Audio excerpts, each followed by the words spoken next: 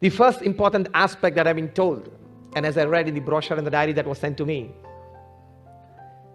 is you become saksham, you become capable, you hone your skills and your abilities are strengthened, new horizons conquered. In short, you upgrade your abilities day in and day out, and you become an able person. Because abilities of a person are the first requirement for growth. If you are quite able, if you are quite capable, you'll be able to handle the work well, you'll be able to handle the people well, you'll be able to adapt yourself to situations and circumstances. Added with experience, added with talents, you adapt yourself to sustain better in times, because change is part of life and change is the only constant. The rest, everything is variable. So when your abilities increase, you adapt yourself well to changing situations and you grow well. You sustain well in the most odd of circumstances and happenings in life, of course, at office, at home, at your home back, at all the places. And then you carve out a place for yourself. You live a life that is satisfying to you. You achieve your goals well. You become a very important team player. More than that, you become a most needed person in your system.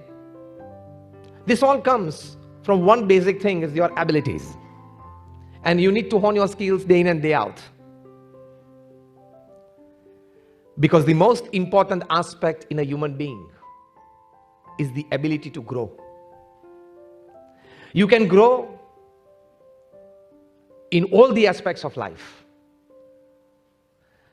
When Edmund Hillary and Tenzing Sherpa, they decided to conquer Everest. All planning well done, execution well started, but for some reasons they had to come back from the third base camp. They could see the tip of the Himalayas, the highest point of the Himalayas, that is Everest. But the final leg they could not conquer, they had to come back.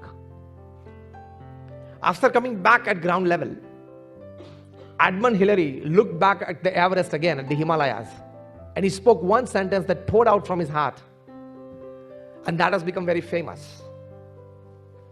Edmund Hillary, he said, looking at the Everest,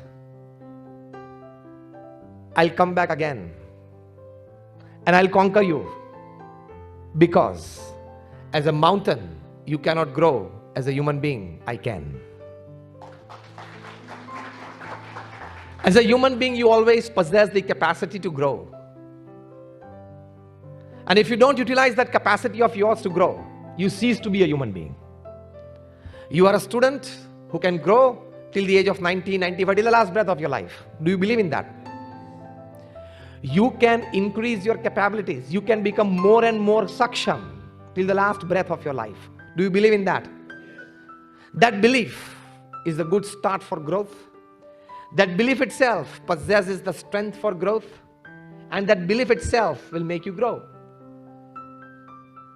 You have the capability and you can. One tree can start a forest. Understand this very well, and when I'm talking, I'm not going to elaborate it. One tree can start a forest. One song can start excitement. Yes or no? One smile can rejuvenate the atmosphere. Yes or no? One star in the dark skies can guide the ship in the sea. One star in the dark skies can guide a ship at sea. One person with the right attitude for growth, his action has more power than 99 people just taking interest. One man can make all the difference. To this extent that one man's purity can change the whole world. One man's character can uplift the whole world. This whole description converges into one thing, and that is called the power of one. It is called the power of one. One thing can make all the difference at all the places. One small drop of a chemical can increase the strength of the whole material. It is called the power of one.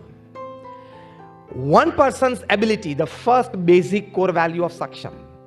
Develop your abilities well to meet the situations that can confront you in your path. One man's ability can save the whole company, can be instrumental in the growth of the whole company, can lay a foundation stone for the Saksham, for making everybody Saksham. One man's ability has the power. This is also a fact. A fact lived by many. Today many live by it. But to develop your full Saksham, full capability, full abilities that you have, because we all sitting here and thousands of professionals in the world today, we will die without not realizing our full potential. We will live our lives of 70, 80, 90 years without bringing out many latent talents and many latent energies that already we have been gifted with. Yes or no? Albert Einstein, he used only 3% of his brain. He is considered to be the most intelligent person ever upon this earth. Then what amount of brain that you and me must be using? So there are n number of abilities that we possess, n number of talents that we possess. So we are highly Saksham, highly Saksham. We need to bring those out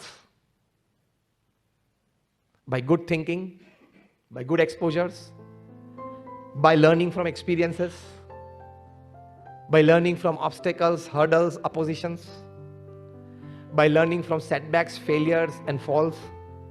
You become more Saksham. So invite difficulties, hug your problems,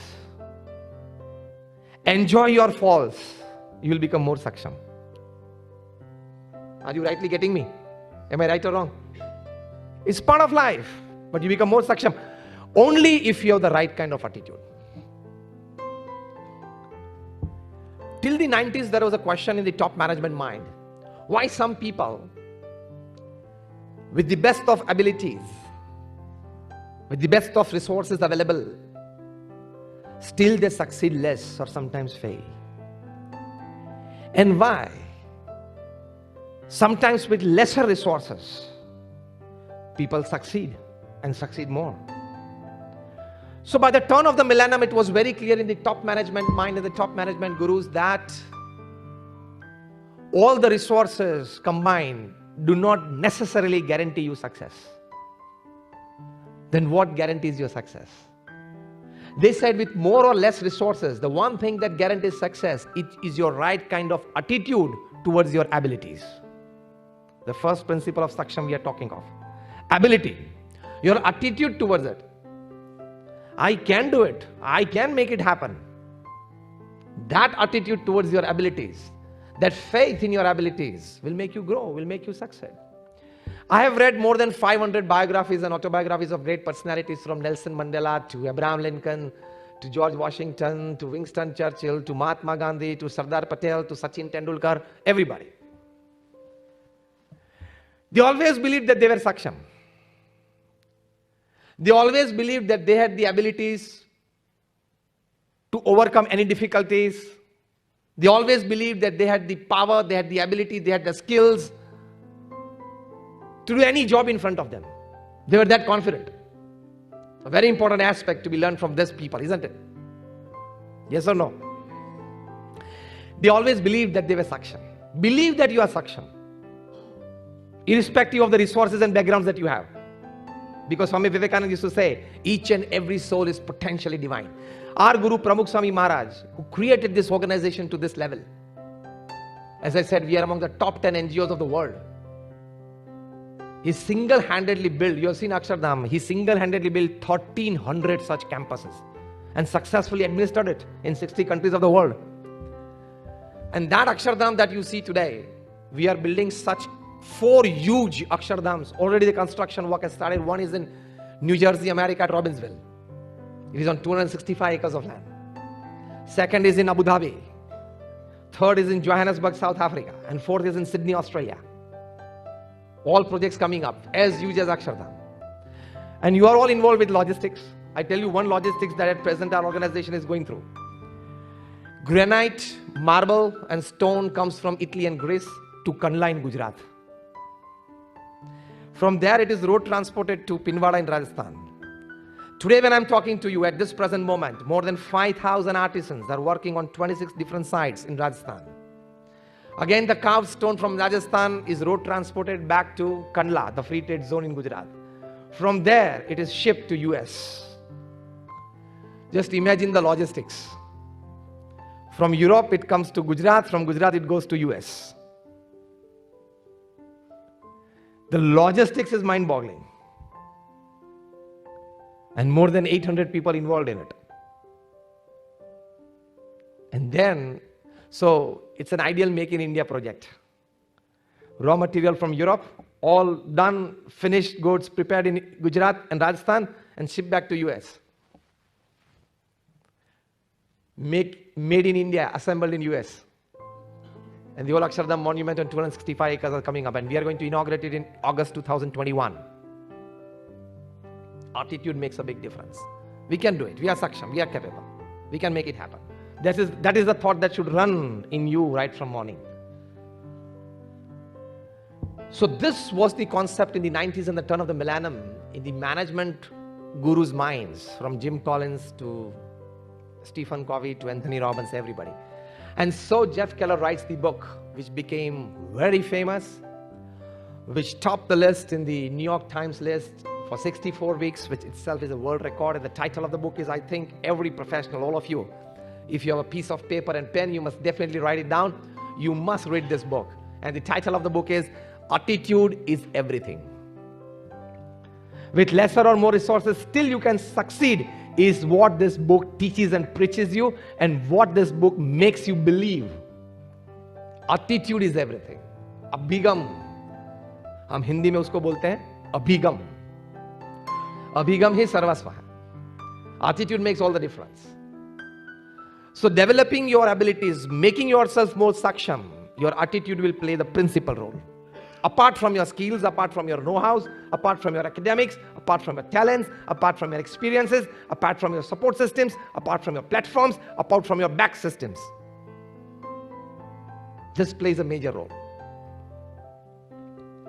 Another aspect of developing your abilities is the time-consuming activities of your life which does not add on to your abilities. You must restrict it. Just about a few days back, India's top badminton coach, Gopi Chand, he was one time All England champ. He was interviewed in Hyderabad. I just got the print of that interview published by one of the newspapers just a couple of days back. Wonderful interview with Gopi Chand. And he's the person who guided two girls to the top, PV Sidhu and Saina Nehwal, to the world stage, to the Olympic stage, to international champions. He said in one of his in the interview, answering one of the questions, and everybody were amazed. He said, I took away the mobile from both the girls, PV Sidhu and Saina Nehwal, 8 months before the Olympics.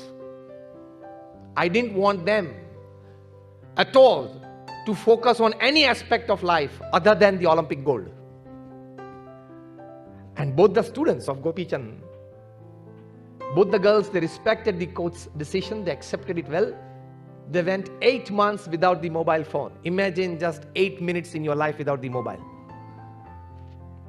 Wherever we are sitting, wherever we are, whatever we are doing, 8 minutes is too much. I tell you, every third minute, if you don't touch your mobile, you get discharged.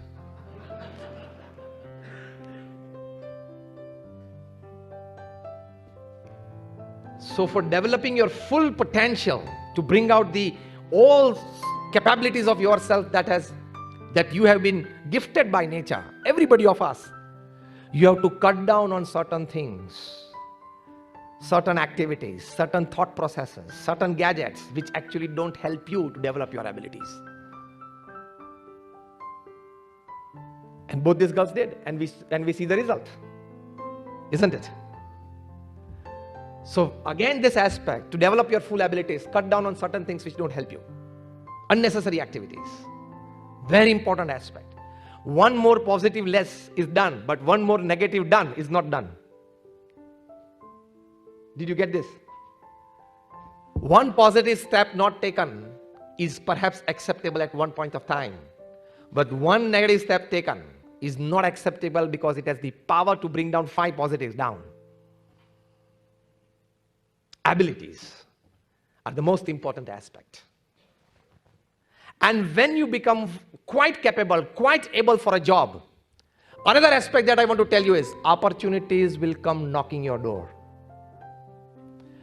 Because there is a natural force of attraction between ability and opportunity. Are you getting me right? There is a natural force of attraction. As the two magnets, they attract each other, the north and the south pole. Abilities and opportunities will attract. If you are sound in your abilities, the first core value of success, it will never remain hidden. In some or the other way, it will come out. In some or the other way, it will be known to the people in the society, in the market. And people will approach you. Work will come to you. Opportunities will knock your door. In 1996, India was touring England. I'm talking of the game of cricket. At that time, India's captain was Mohammad Azharuddin. And we had one of the star players, his name was Navjot Singh Sidhu. Today, he's an MLA in Punjab. He's a minister. For some reason, there was a brawl between Navjot Singh Sidhu and Azharuddin. Before the start of a practice match, they both got into a brawl for some reason. There was like a verbal exchange between the two. And at the height of it, Navjot Singh Sidhu left the ground, left the hotel, straight to the airport, and without telling anybody, the coach or the manager or his captain or any team player, he came back to India. Everybody in the team and the manager and the coach came to know about him reaching India after he had reached. So this was a very serious breach of discipline. Isn't it? But that paved the way for his roommate to debut. This incident paved the way for his roommate for his debut entry into the Indian cricket team to play test matches. And this was at Lord's, the mother of all grounds, the most prestigious venue for cricket. And his little known roommate, he stepped inside Lord's because of this incident, because of the absence of Navjot Singh Sidhu. He was definitely a part of the 11-member playing squad. Navjot Singh Sidhu used to come 3 down or 4 down. But then because of this, a boy, a very young boy, was part of the 22-member contingent that had gone there. And never destined to play in England because he was 5th or 6th after the 11-member team to at all come if at all needed. But he had abilities. So he was selected, and that debutant, he scored a century at Lord's on his debut. And thereafter, nothing holding him back. He went on to become one of the most successful captains of Indian cricket team. I'm talking of Sourav Ganguly. He possessed the ability. In some or the other way, nature decided to give him an opportunity. But remember one thing, the second step. When he got the opportunity, he could show his class. He could show his caliber because of one reason. And that is, he possessed the ability for it. When he was fully ability able, when he was fully ability capable, when he got the opportunity, he could show his skills. He could show his class and caliber. And that, after that, we know his whole career, there was no looking back for him. So when you are able, an opportunity will definitely come from the highest level. Because again, I would like to repeat, ability and opportunity always attract each other. They'll always attract each other. But when the opportunity knocks to your door, and if you are fully ready, fully able, fully capable, you will fully utilize that opportunity, and that will become the first sound platform for you to jump at different levels of progress in your career. As simple as that. So this is the first principle and the core value of Saksham. Try to hone your abilities day in and day out. Learning never stops. We can keep learning till the last breath of our life. Recently, just about a few months back, a lady at the age of 93, she became a diploma engineer. She always had a dream to become an engineer, but she could not for some reason. But then at the age of 90, she felt that let's go for engineering. She didn't want to do a job of engineering, but it was a dream to become an engineer. For some reason, she could not. In her young days, she had a wonderful career in the commerce field. But that small dream, she fulfilled at the age of 93. So you can always develop your abilities, your capabilities, your skills till the last breath of your life. First part is that. Second part is, if you're quite able, change is a part of life, is the only constant. Let me tell one more word to change beyond these two words, is change is routine. Routinely it will come. Adaptability is a very important aspect. Recently, Harvard University has put forward a definition for intelligence, and the definition is, adaptability to change is intelligence. Highest level of intelligence is your adaptability to change. A change comes in your life, a change comes in your career. How quick you can adapt yourself to it, that makes you intelligent. Otherwise, if you cannot adapt to change, all your talents, skills, intelligence, know-hows, knowledge, experience, all things don't count. You have to change. With the change, adapt yourself. You might have always heard that saints used to do kathas on Ramayana and Mahabharata and everything. We do. But we change with the times as well. Now we are going to the professional field to talk to the professionals as well. So you change with the times, because at the end of the day, it's our duty, a moral duty, to imbibe more and more values and virtues in the lives of people. We used to do it by parents and kathas. We continue it. We also now do it with professional talks. As simple as that. So adaptability to change is intelligence. This is a Harvard University definition. How many of you have read Stephen Covey's 7 Habits of Highly Effective People? Just raise your hands. About 3 of you. I think more of you must as a professional. I'm surprised why you have not read till day. It's like a 25-year-old book. He personally met more than 3,000 successful people upon this earth. Successful not just as a businessman, but in all walks of life. Successful as a husband, as a wife, as a brother, as a sister, as a neighbor, as a friend. All roles to be played by a person. He personally interviewed them, and he comes to a conclusion that these 7 habits I found common in these people, and the first habit common that he found in these people was proactive. जिसको हिंदी में हम बोलते हैं प्रतिकूल परिस्थिति में सानुकूल प्रतिभाव. This is called adaptability.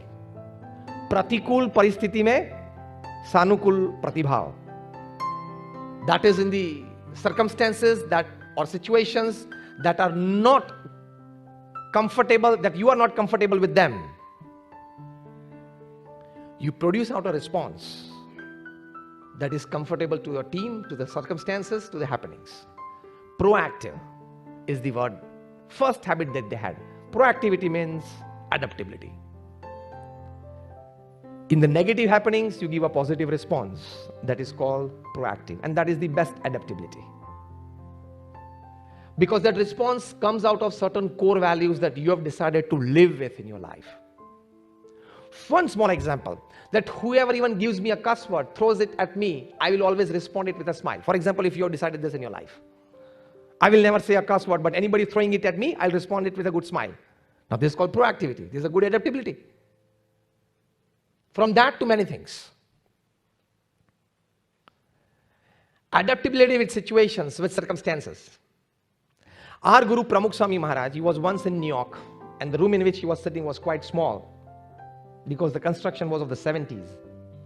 And somebody told him the room is very small. Pramukh Swami Maharaj responded, small rooms are good, less power is utilized. Just 1 week after that, he was in Toronto, where it was quite spacious, lately built, and the same person said, Swamiji, such big rooms are quite good. Pramukh Swami said, yes, big rooms are quite good. More people can be incorporated in. More people can sit.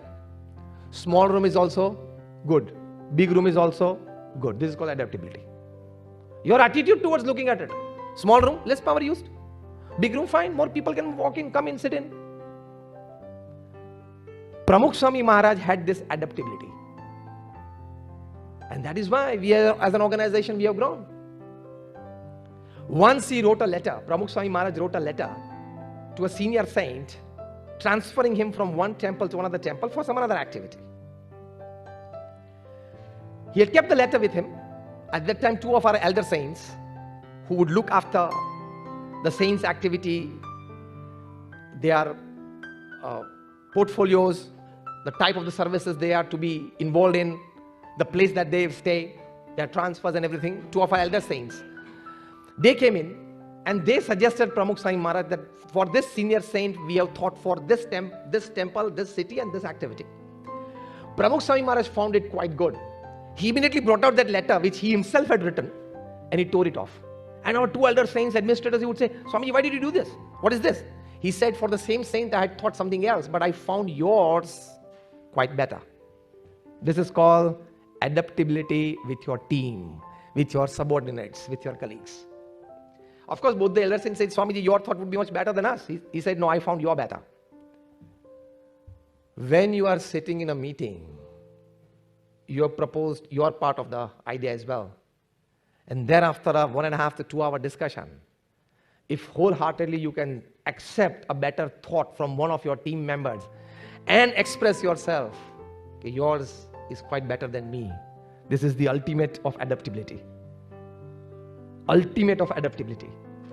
And then only you can make a good team. Good teams and good team players are not necessarily always good professionals or highly skilled people. They need to be good human beings.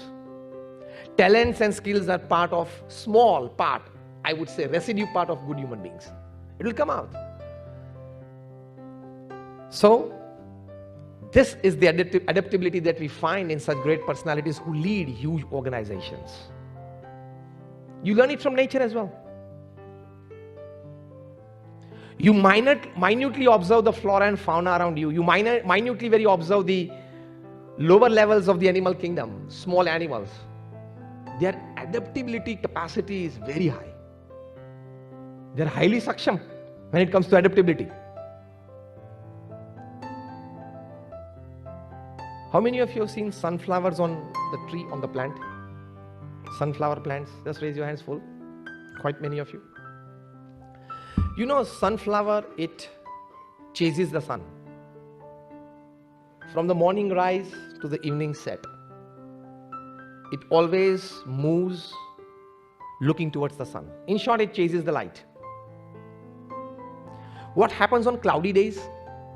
What happens on rainy days when there is no sun or lesser sun? Or what happens at dark? Have you seen the sunflowers during the dark or when there is less sun, or that is cloudy or rainy? In which position they are? Tell me if somebody has seen. Looking down towards the earth, looking, okay, everybody is making this kind of symbol, isn't it? Action. You are wrong. Look at it again. When there is lesser sun, no cloud, no rain, or the dark, sunflowers will face each other, not look towards the ground. Dekhna. You know why?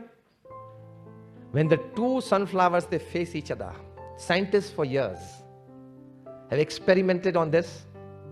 They exchange each other's energy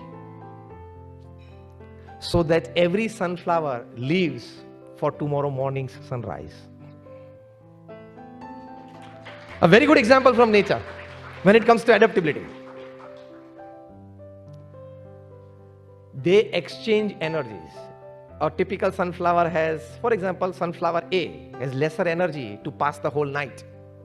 Then sunflower B will give some part of his energy. They exchange energies. That is light that they have stored during the day from the sun. So when the times are not good, when situations don't favor you, when there are some oppositions that you can less handle, a good adaptability among team members will make everybody survive for the next sunrise, for the next good opportunity. So making yourself Saksham part 2, that is adaptable, is the most important virtue that you can develop to, in the present times, to carry your work forward, to carry your life forward. Most important aspect. Because people who change after the change will survive. People who don't change even after the change will die. But people who change with the change will prosper. But one step ahead, people who change before the change will lead. Got it? People who change before the change will lead. That is adaptability to change. You foresee the change coming. The moment you become capable, saksham, of foreseeing a change in your professional life, and you change yourself before the change comes to you, to adapt yourself to the new change, you will lead. If not to that level, if you foresee the change and even change with the change, not before the change, but with the change, even then you will sustain and prosper. But if you are procrastinate enough, lazy enough to change yourself after the change, at least you will survive, because you accept a change. And drastic thing is, if you don't change even after the change, you will die. And many of them have died. Many companies have died. A big case of Nokia, very popular on the social media, and you might have learned it well, so I'm not elaborating it. Refused to accept the Android OS, and it died. Now it is coming back with the Android platform. You have to change. Adaptability to change is intelligence. You know one good adaptability. Pramukh Swami Maharaj wanted to build a mandir in London to showcase Hindu tradition, Indian culture and everything to the people in the West. Today that mandir stands in Nisdam. 1995 we inaugurated it. And Reader's Digest has written for that mandir that it is the 8th wonder of the world. So far it is for 3 times in the Guinness Book of World Records, the BAPS Swaminarayan Mandir in London, in Nisdan. You can see on our website, baps.org. Masterpiece. 28,000 carved pieces were sent from India. Again, the stone, marble, everything came from Europe. Shipped to India, road transported to Rajasthan, back and sent to London. This I'm talking of the year 92, 93, 94.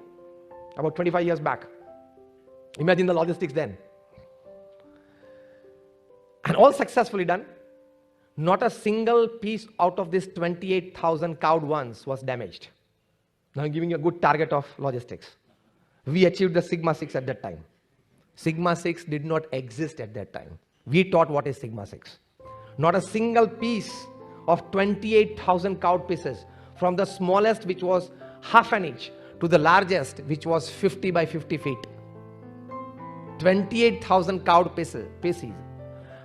From Rajasthan to Kandla, these pieces were road transported and then in containers sent to London. And then they were stuck to build a whole monument. And we completed the whole project in 26 months. Now see the adaptability. I'm going to come to that point now. Pramukh Swami Maharaj said, we want to build a full-fledged gym in the campus of the mandir. Now this was altogether out of everybody's mind. Why a gym? I'm talking of the concept of Pramukh Swami Maharaj 25 years back. At that time, his age was 75. A 75-year-old Indian sadhu talking of a full-fledged gym in a mandir campus. And Pramukh Swami Maharaj was asked by our trustees, Swamiji, why a gym? We need a good auditorium for happenings. Pramukh Swami Maharaj said, today's youth, if they will come for gym at this place, someday they will climb the stairs and go for darshan and go in the aarti. To bring them to the mandir, let's have a gym as well. And today we found, after 25 years, highly successful idea. Because the newcomers would see that to have a full-fledged gym in the year 1995, even in London, it was something new. The gym concept in India started in the last 10-15 years. To have full-fledged gyms and each and every nook and corner of the city, and people really aware of it and utilizing it. It all started in the last decade. I'm talking of 25 years back. At that time, probably there was not a gym of this class in the whole city of London. And we did it in Mandir campus. And its size, you are sitting in this hall today, that campus of ours in London, residing this gym, just the gym area is 5 times this hall. In the center of London, Pramukh Swami Maharaj devoted so much space to gym. And they could even play cricket, indoor cricket inside. Imagine such 5-6 halls. But that would attract all the Indian youths to that place. And our youth strength grew from a few tens to thousands today, thanks to big concept of this. See, adaptability to change. A 75-year-old Indian saint, just 5th standard pass, Pramukh Swami Maharaj, he could think of a gym in a mandir. Imagine this. Because he could adapt himself to the new generation. How to be with them. What do they like? What can I give them so that I can give them a touch of spirituality later on? What is the first step to bring them close? And he put a gym in between them and the mandir. And we got results, beautiful results. Our youth conventions in London today, it's like 2,000, 3,000 youths. Every summer we have it. This is called adaptability with the situation, with the norms, with the times, with the people of those times, with the generations of those times, and then you grow. We grew in London because of this concept, especially amongst the youth. So adaptability to change is intelligence, and your good adaptability for change can bring you good results. How many of you have seen the video of the US Marines being trained? None of you, I think you must download it from somewhere and show it. What's the video to be shown on this Saksham platform today? The US Marines being trained. The amount of adaptability that they are taught, unimaginable. For a week, they are from a chopper landed in the midst of a dense forest. Only one thing they are given in their hand is a small knife. No food, no water, no second piece of cloth. Now survive for 1 week. He has to survive there. He has to search water. He has to search food. He has to climb the tops of the trees to escape from animals. He has to survive for 1 week. This is the last exercise that he has to pass to become a US Marine. And no doubt, then only they can find enemies in enemy countries. And they did it. They're highly capable people. Skill, capabilities, adaptabilities, unbelievable. They are taught that without food or water, you should be able to give your utmost capabilities and best working performance after 72 hours. 72 hours without water or food, still you should be capable of standing and do your work right. They're trained to that level. They can survive in any temperatures. They are made to survive from -40 to +40. They can wither anything. Adaptability. Human mind, human body is capable.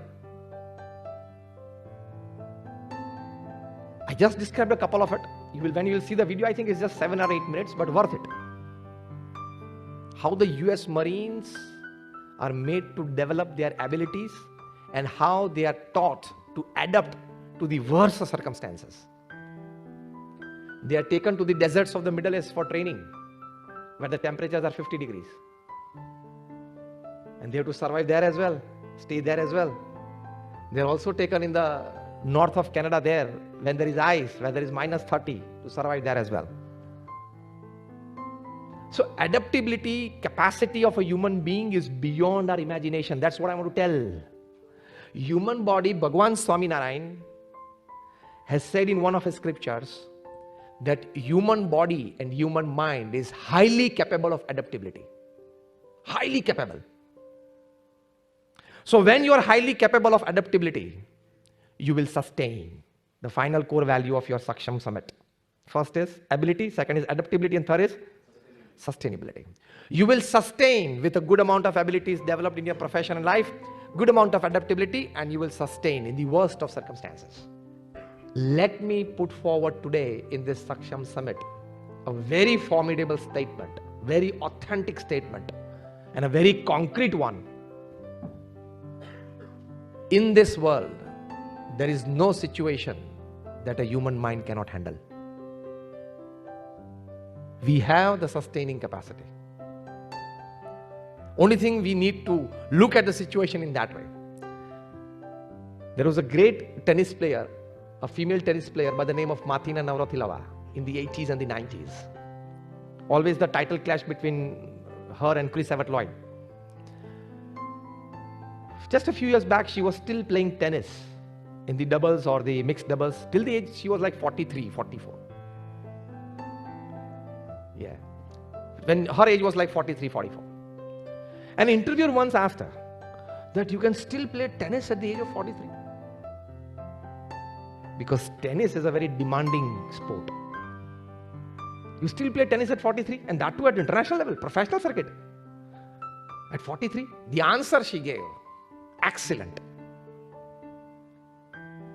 She said, sir, you and me and the audience knows that I'm 43.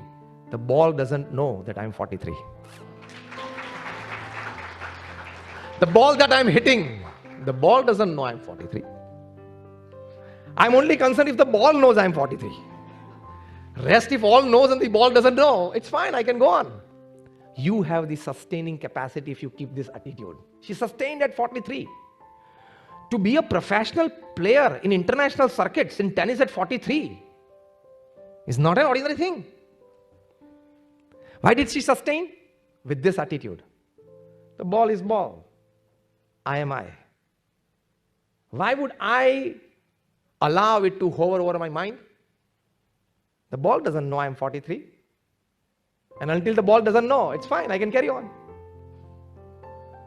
A fine answer, it carries many meanings. When Sachin Tendulkar completed 20 years of international cricket, it's great sustainability. 20 years of performance at the international level in any sport is a very big thing in itself. Because you need tremendous physical fitness, you need strong mental balance, you need a good emotional equilibrium. Only then you can sustain at the top for 20 years. And that too constantly giving a good performance. The discipline, the dedication wanted for it, unimaginable. Any sport, 20 years of international performance is a very big achievement in itself. Times of India carried out a very special supplement for him, interviewing him, and Sachin was asked, sir, what is the secret of your success of this level of performance at the highest level for 20 years? And Sachin gave a very wonderful answer. Two things, he said. First, at 6 in the morning, I'm at the nets. Discipline. Discipline is the principal factor of sustainability. At 6, I'm at the nets. First, I face 500 deliveries. Only then, anything else. And the interviewer goes, sir, if you have scored a century or a double century on the previous day, that means you're in a good nick, in a good form, in a good touch. Sachin goes, even if I have done a double century on the previous day, I'm still not out at, that is even when I'm still at the crease. Next day morning 6, I'm at the nets. Sunil Gavaskar, when he was asked the secret of his success, again a great batsman, the first batsman to complete 10,000 runs in Test cricket. He was asked, what is the secret of his success? At that time, the 3D imaging was very popular, so he said 3D. And then he said, what do you mean by 3D? He says, discipline, dedication, and determination. This is sustainability. Your discipline, your dedication, and your determination will sustain you for long years in your field. Why does the man at the top today in the country, working 18 hours a day at the age of 69, how can he? And he did not fall sick for even 1 minute in the last 5 years. He did not fall sick for even 1 minute in 5 years at the age of 69. And every day you would read in the newspapers, he's appearing somewhere in India. What a traveling. And everywhere he goes, he's a responsible person. He's constantly under the glare of cameras. Whatever he speaks, it carries too much weightage. Anybody, any head of the state I'm talking. Because it's a very responsible position. One word wrong out of his mouth can create ripples. Such a responsible thing, and he has not made a public mistake in 5 years. Why? 3D. Discipline, dedication, and determination. This is how you sustain. This is how you carry on. Sachin Tendulkar said the second thing. He said, I not only play cricket, I drink cricket, I eat cricket, I sleep cricket, I dream cricket, I wake up cricket, I walk cricket, I talk cricket. It's cricket, cricket, cricket 24/7. So a small part of your mind, if it is constantly engaged and focused, other part of the mind you can adapt to different situations. Like you are at a party, enjoy the party. You are with your elders and parents, find a good time sitting with them. All these things happen. One small part of your brain should be constantly focused on what you want to be in life. Anywhere, anytime. That will make you a good sustenance element. One small part of the brain should be absolutely dedicated to your goals. All the times. Even when you are at a party and enjoying, one small part of the brain should be constantly aware that what my goal is. Even when you are watching a T20 international final, World Cup final, one small part of the brain should be engaged in, my job is actually to become the CEO here. Fine, okay. Watch the match. After 10 minutes, fine, he's batting well. My job is CEO. After 10 minutes, oh my God, it's a wonderful ball. He uprooted the middle stump. Okay, but I want to be a CEO. Small part of the brain, constantly engaged and focused towards your ultimate goal and achievement that you want in your life, that will become the principal source of energy for your sustenance. These are some of the very crucial, typical, and underlying less in current touch points that I'm giving you. So this is how people have survived. Great people have, I named this, they've gone all through the thicks and thins of life. I talked of Martin and Navratila, I talked of Sachin Tendulkar, anybody. They have gone through different phases in life, like everybody of us go. But 3D is the sustenance. And the practical part of 3D is a small part of your brain constantly focused. We know the superstar Amitabh Bachchan, he passed through very tough phase in the late 80s and early 90s. Very tough phase of his life. How did he sustain? 3D. Simple.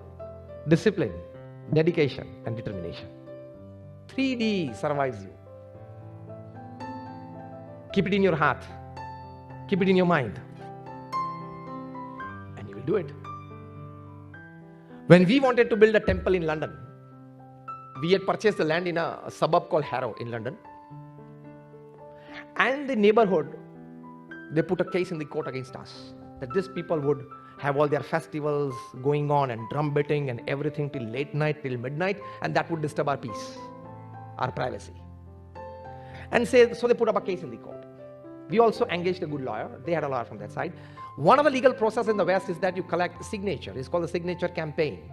The neighborhood that is a part of this whole story. Both the parties, they go out house to house, person to person, make them explain make them understand their part of the story. And that gives the freedom to the neighbor, anybody in the neighborhood, to sign out either of the two parties. They collected more signatures than us. We were foreigners there. So the court decided to give the judgment in their favor. Pramukh Swami Maharaj was here in Gujarat. He got a call from our chairman of trustees that Swamiji, we have lost the case and we will not be able to build there. Now this was a severe setback, a heartbreaking news. How did Pramukh Swami respond? See such great personalities, great doers, great performers, extraordinary people upon this earth. How do they respond to such setbacks, such failures, such falls in life? Pramukh Swami's first words: we accept God's wish. See, he stabilized himself. Second thing was important to sustenance. He said, we have put in all our resources and all our know-hows. Now results, final, whatever, we accept it. This is a very important thought for sustenance. You don't repent if you have put all your resources for the success. You will repent only if you have not put all your resources that were available to you for the success and then you failed. Then you will repent. So the second thought for good sustenance is, did I put all my resources that were available to me for the success of this work? Fine, if you have done it, then don't repent the failure. That is a good aspect for sustenance. That you don't repent failures. And you don't repent failures only if you put all your energies into it. Third thing Pramukh Swami Maharaj said, that we have decided to build a temple there. We will build it. Start searching for another land. This is called sustenance. When we have decided to do something, we will make it happen at any cost. If one door is closed, we'll open the next door. And if there is no door, we will make a door. That is sustenance. That spirit is sustenance. So the spirit should be this. If the door is closed, I will search for another door. If there is no another door, I will create a door in the wall. But I will make things happen. That spirit, that hope and confidence is sustenance. Hope and confidence is your sustenance. For this spirit, you have to constantly master your inner dialogue. I would again suggest a very good book for you. The title of the book is Still Power. That is sustenance. The power to still, S-T-I-L-L, S-T-I-L-L, still power. One word. Beautiful book. The author is Gareth Kramer. Gareth Kramer, K-R-A-M-M-E-R. Still power. That is sustenance. How to develop your still power. Develop your sustenance capability. In this he says, your performance and your sustenance is restricted by the type of the inner dialogue that you have with your own self. Will I be able to do it? Is it my job? This is out of my routine. I don't know whether I'll be able to perform or not. What if I don't do it? All the inner dialogues that happen within you when you are entrusted with a responsibility or given a job decides your sustenance capacity, your still power. He's a sports psychologist. So he psychologically treats sports persons. But that is applicable to life and any profession, not just sports. It is applicable to all professions. In this book, at the end, he gives a wonderful formula. I would definitely suggest all of you write this formula. And if you don't take anything else from this talk, take this formula with you. He gives this formula, performance. Write it down. Performance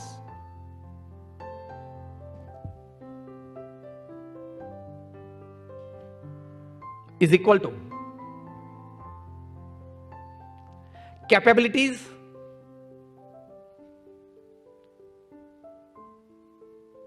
minus internal interference. Performance is equal to capabilities minus internal interference. That is, if you develop the highest spirit, I can make it happen. Sustained. You will sustain. Performance is equal to capabilities minus your internal interference. He uses another good phrase in this book. I loved this book. I read it in the late 90s. One of the good 25 books that I've read. It stands among the top 25 that I ever read. One of the good phrases that he uses in this book and teaches us is, again, I would suggest you write it. Part of it because I love it very much. You have to write it.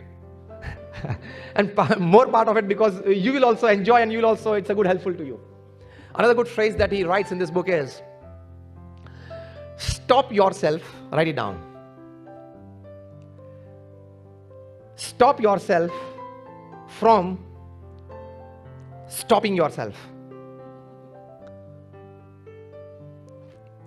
Stop yourself from stopping yourself. I want everybody of you to repeat with me. Stop yourself from stopping yourself. Now again repeat with me. I will stop myself from stopping myself. You got it? You will enjoy this phrase. Stop. I will stop myself from stopping myself. You, your inner dialogue, your own thought process are the biggest hurdle for you to perform in the worst of times and sustain yourself. Nobody else. No other factor. As simple as that. And the last thing that I would end my talk with, a very good story that I like. Once a good middle-aged person, must be in his mid-40s, on a fine Saturday evening when he was off from his work, he decided to go and watch a football match in his neighborhood. So he just walked inside. It was an off day, weekend. And he went and took his seat. Besides him was a very young 12-year-old boy, enthusiastic and supporting a team with colors and flags and everything. And he just looked at him. And he said, my little boy, if you don't mind, can you give me the score? Because he was halfway the match. And the boy said, this is my team and the other team, and they are leading us 3-0. And he said, the way he was talking, he was not at all discouraged. And the news that he is giving to me, that they are leading us 3-0, was all with enthusiasm. They are leading us 3-0. This is my team, they are their team. Again, he was started flagging and this and that. And the middle-aged person, he got says something energetic. And he said that to the little boy after a couple of minutes, aren't you discouraged that it's almost half time and you are trailing 3-0? Aren't you discouraged? And the little boy said, sir, I have hope, I have confidence. There are team and our managers, they will perform well and we will win, we will overcome the situation. He said, why? And the little boy said, sir, why are you asking me why?